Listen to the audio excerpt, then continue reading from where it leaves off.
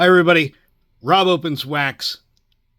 I want to talk to you today about something that has bothered me for a long time, ever since I started this channel.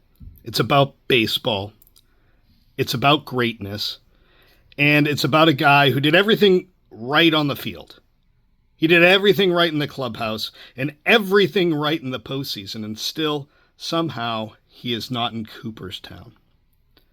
I'm talking about Kenny Lofton. Now, I collect Lofton cards. I have a lot of them. Around 2,000 at this point, if I were to count, maybe. Everything from his rookie cards, oddball inserts. And I don't collect him just because he was good. I collect him because he was great. Because his legacy deserves to be preserved. Even if the Hall of Fame voters have missed their mark. Let's rewind for a second. Kenny Lofton made his debut in 1991. He was a 6th round pick, and before baseball, he actually played college basketball, and not just anywhere, at the University of Arizona. That's right. Lofton was the only player to appear in both the NCAA Final Four and the Major League Baseball postseason. That's pretty wild. But this just isn't about athleticism. It's about what he did once he put on a baseball uniform. He played for 17 seasons. That's a long time. Most notably with the Cleveland Indians during the heart of the 90s, when they were the most electric baseball team in the majors. Lofton was the spark plug. Lofton was the leadoff man. Lofton was the guy who changed games from the first pitch. So what gets somebody into the Hall of Fame? Big numbers, milestones, impact. Let's talk about all three. Because Kenny Lofton checks every box. Offensively, he racked up 2,428 hits, scored over 1,500 runs, and stole 622 bases. 15th all-time. 622 stolen bases. 15th all-time. 15th all-time in a major category that is measured by everyone. 15th. And this isn't some like throwback dead ball era player.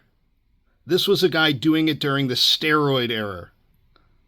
In a time when everybody was obsessed with home runs, he stayed clean. And while the sluggers were swinging for the fences, Kenny was doing something harder. He was getting on base. He was making pitchers nervous and taking over games with speed.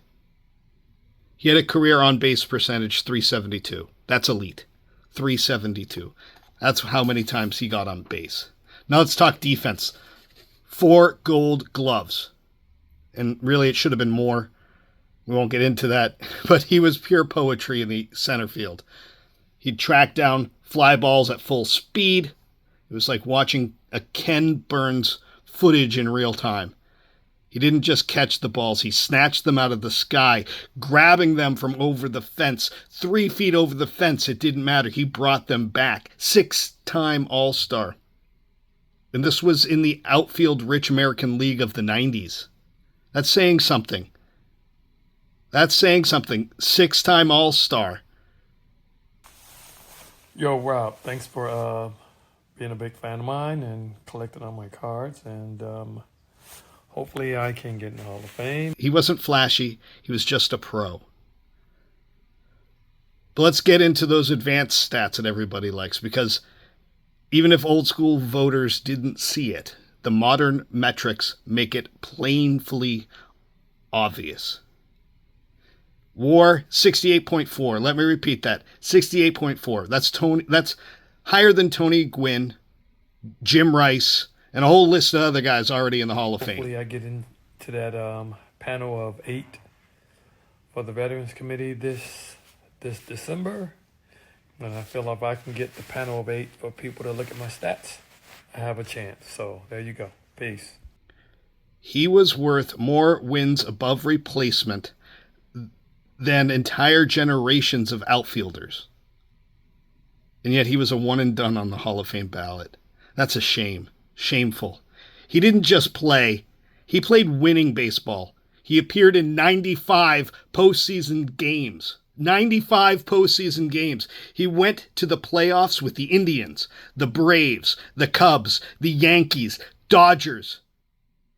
In each case, he brought that same energy. He helped carry teams to the playoffs. Now you might ask, if he's so great, why wasn't he voted in? That's where it gets frustrating. He got caught in a numbers game. The Hall of Fame ballot was crowded with steroid era sluggers. He moved teams often, so he didn't have that one team legacy that they like a Ripken or a Jeter. And he didn't hit for power. Home runs are so overvalued. So in an era obsessed with home runs and steroids, his style of scoring runs got overshadowed.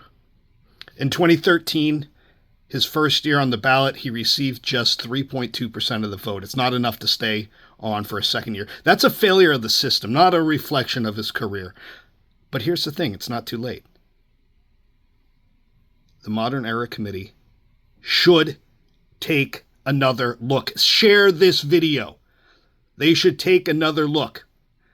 Because when you talk about guys who dominated their era, played all around elite baseball, and made the game better, Kenny Lofton should be on that list. So why do I collect Lofton cards? Because cardboard doesn't lie.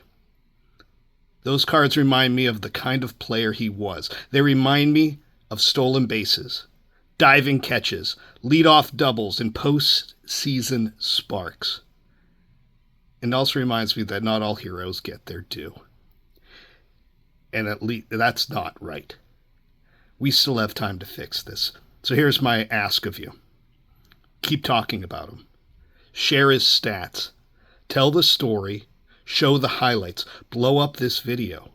Make noise. The Hall of Fame is about preserving baseball's greatest stories. And Kenny Lofton deserves a chapter.